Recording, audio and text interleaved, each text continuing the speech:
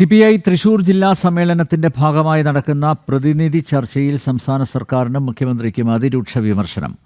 സർക്കാർ പ്രതിസന്ധി നേരിടുമ്പോഴും മുഖ്യമന്ത്രിയുടെ അകമ്പടി യാത്ര തുടരുന്നത് തെറ്റായ നടപടിയാണ്.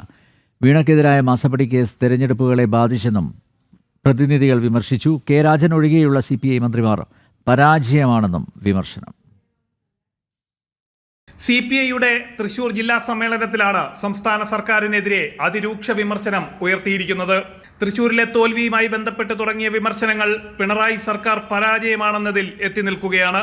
മുഖ്യമന്ത്രി പിണറായി വിജയന്റേത് കമ്മ്യൂണിസ്റ്റ് ശൈലിയല്ലെന്നും സർക്കാർ പ്രതിസന്ധി നേരിടുമ്പോൾ മുഖ്യമന്ത്രി അകമ്പടി യാത്ര നടത്തുന്നത് ജനങ്ങളോടുള്ള വെല്ലുവിളിയെന്നും CPI പറഞ്ഞു വെക്കുന്നു.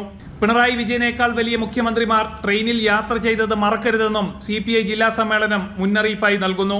മകൾ വീണയുമായി ബന്ധപ്പെട്ട മാസപ്പടി ആരോപണം തെരഞ്ഞെടുപ്പിൽ സർക്കാരിനും മുന്നണിക്കും തിരിച്ചടിയായി. സൂപ്പർ മുഖ്യമന്ത്രിയാകാൻ മുഹമ്മദ് റിയാസ് ശ്രമിക്കുകയാണെന്നും CPI തുറന്നടിച്ചു. സർക്കാരിനെയും LDFനെയും മറികടന്നാണ് മുഹമ്മദ് റിയാസിന്റെ പ്രവർത്തനം.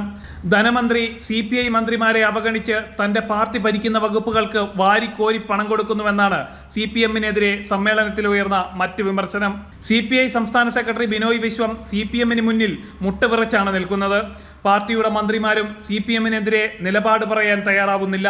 കെ രാജൻ ഒഴികെയുള്ള മന്ത്രിമാർ പരാജയമാണെന്നും സിവിൽ സപ്ലൈസ്, കൃഷി വകുപ്പുകൾ കൊണ്ട് ജനങ്ങൾക്ക് പ്രയോജനം ലഭിക്കുന്നില്ലെന്നും CPI തൃശൂർ ജില്ലാ സമ്മേളനത്തിൽ പ്രതിനിധികൾ തുറന്നടിച്ചു.